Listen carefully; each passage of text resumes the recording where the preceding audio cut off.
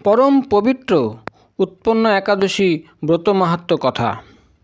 অর্জুন বললেন, হে দেব, অগ্রহায়ণের পুণ্যপ্রদায়ী কৃষ্ণপক্ষের একাদশীকে কেন উৎপন্না বলা হয় এবং কী জন্যই বা এই একাদশী পরম পবিত্র ও দেবতাদেরও প্রিয় তা জানতে ইচ্ছা করি।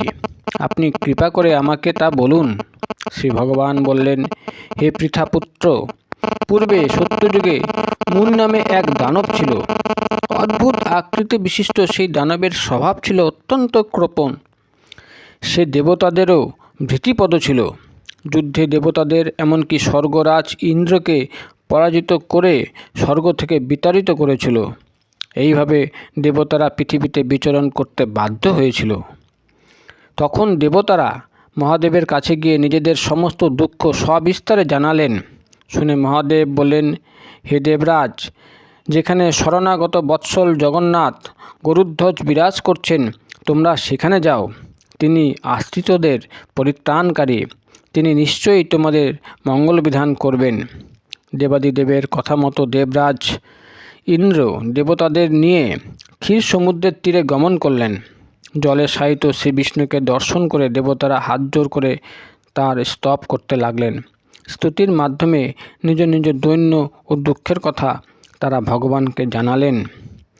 ইন্দ্রের কথা শুনে ভগবান নারায়ণ বললেন, হে ইন্দ্র, সেই মূর দানব কীরকম, সে কেমন শক্তিশালী তা আমায় বলো। ইন্দ্র বললেন, হে ভগবান, প্রাচীনকালে ব্রহ্মবংশে তালজঙ্ঘা নামে এক অতি পরাক্রমী অসুর ছিল। তার পুত্র সেই মূর অত্যন্ত বলশালী, ভীষণ উৎকট ও দেবতাদেরও ভয় উৎপাদনকারী। সে চন্দ্রাবতী নামে এক পুরীতে বাস করে। স্বর্গ থেকে আমাদের বিতাড়িত করে তার স্বজাতি কাউকে রাজা, কাউকে অন্যান্য দিকপাল রূপে প্রতিষ্ঠিত করে এখন সে দেবলোক সম্পূর্ণ অধিকার করেছে। তার প্রবল প্রতাপে আজ আমরা পৃথিবীতে বিচরণ করছি। ইন্দ্রের কথা শুনে ভগবান দেবদ্রোহীদের প্রতি অত্যন্ত ক্রোধান্বিত হলেন। তিনি দেবতাদের সঙ্গে চন্দ্রাবতীপুরীতে গেলেন। সেই দৈত্যরাজ শ্রীনারায়ণকে দর্শন করে পুনঃ পুনঃ গর্জন করতে লাগল। দেবতা ও অসুরের মধ্যে তুমুল যুদ্ধ শুরু হয়ে গেল। যুদ্ধে দেবতারা পরাজিত হয়ে পালিয়ে গেল। তখন যুদ্ধক্ষেত্রে শ্রীনারায়ণকে একা দেখে সেই দানব তাকে দাঁড়াও দাঁড়াও বলতে লাগল।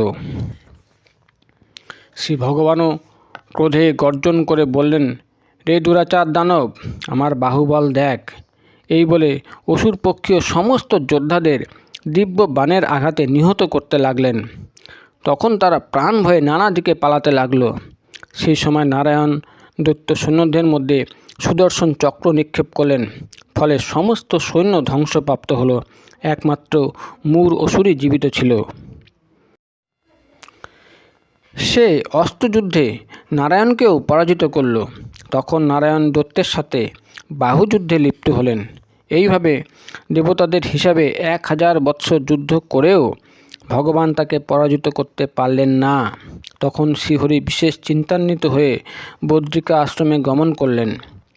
সেখানে সিংহাবতী নামে একটি গুহা আছে। এই গুহাটি 1 দ্বার বিশিষ্ট এবং 12 যোজন অর্থাৎ 86 মাইল বিস্তৃত। ভগবান বিষ্ণু সেই গুহার মধ্যে শয়ন করলেন। সেই দৈত্যও তার পিছন পিছন ধাবিত হয়ে গুহার ভিতর প্রবেশ করল। সে বিষ্ণুকে নির্দিত বুঝতে পারল। অত্যন্ত আনন্দিত হয়ে ভাবতে লাগলো, আমার সাথে যুদ্ধে পরাজিত হয়ে বিষ্ণু এখানে গোপনে শুয়ে আছে। এখন আমি তাকে অবশ্যই বধ করব। দানবের এইরকম চিন্তার সঙ্গে সঙ্গে শ্রী বিষ্ণুর শরীর থেকে একটি কন্যা উৎপন্ন হলো। এই কন্যাই উৎপন্না একাদশী। তিনি রূপবতী, সৌভাগ্যশালিনী, দিব্য অস্ত্রশস্ত্র ধারিণী ও বিষ্ণু তেজসম্ভূতা বলে মহাপরাক্রমশালী ছিলেন। দৈত্যরাজ সেই স্ত্রীরূপিণী দেবীর সাথে তুমুল যুদ্ধ শুরু করল। কিছুকাল যুদ্ধের পর দেবীর দিব্য তেজে অসুর ভস্মীভূত হয়ে গেল। তারপর বিষ্ণু জেগে উঠে সেই ভস্মীভূত দানবকে দেখে বিস্মিত হলেন। এক দিব্য কন্যাকে তার পাশে হাত জোর করে দাঁড়িয়ে থাকতে দেখলেন। বিষ্ণু বলেন, হে মহাপরাক্রান্ত উগ্রমূর্তি, এই মূর দানবকে কে বধ করল? যিনি একে হত্যা করেছে তিনি নিশ্চয়ই প্রশংসনীয় কর্ম করেছে। সেই কন্যা বলেন, হে প্রভু, আমি আপনার শরীর থেকেই উৎপন্ন হয়েছি। আপনি যখন ঘুমিয়েছিলেন তখন এই দানব আপনাকে বধ করতে চেয়েছিল, তা দেখে আমি তাকে বধ করেছি। আপনার কৃপাতেই আমি তাকে বধ করতে পেরেছি। এ কথা শুনে ভগবান বললেন, আমার পরাশক্তি, তুমি একাদশীতে উৎপন্ন হয়েছ, তাই তোমার নাম হবে একাদশী। আমি এই ত্রিলোকে দেবতা ও ঋষিদের অনেক বর প্রদান করেছি। হে ভদ্রে, তুমিও তোমার মনমতো বর প্রার্থনা করো, আমি তোমাকে তা প্রদান করব। একাদশী বললেন, হে দেবেশ, ত্রিভুবনের সর্বত্র আপনার কৃপায় সর্ববিঘ্ন নাশিনী ও সর্বদায়িনী রূপে যেন পরম পূজ্য হতে পারি, এ বিধান করুন। আপনার প্রতি ভক্তিবশত যারা শ্রদ্ধা সহকারে আমার ব্রত উপবাস করবে তাদের সর্বসিদ্ধি লাভ হবে, এই বর প্রদান করুন। বিষ্ণু বললেন, হে কল্যাণী, তাই হোক। উৎপন্না নামে প্রসিদ্ধ তোমার ব্রত পালনকারীর সমস্ত ইচ্ছা পূর্ণ হবে। তুমি তাদের সকল মনোবাসনা পূর্ণ করবে, এতে কোনো সন্দেহ নেই। তোমাকে আমার শক্তি বলে মনে করি, তাই তোমার ব্রত পালনকারী সকলে আমারই পূজা করবে। এর ফলে তারা মুক্তি লাভ করবে। তুমি হরিপ্রিয়া নামে জগতে বিখ্যাত হবে। তুমি ব্রত পালনকারীর শত্রু বিনাশ, পরম গতিদান এবং সর্বসিদ্ধি প্রদান করতে সমর্থ হবে। ভগবান বিষ্ণু এইভাবে উৎপন্না একাদশীকে বরদান করে অন্তর্হিত হলেন।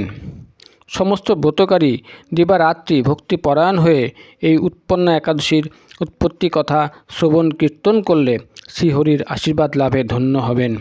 জয় শ্রীহরি। এই হলো উৎপন্না একাদশীর ব্রত মাহাত্ম্য কথা।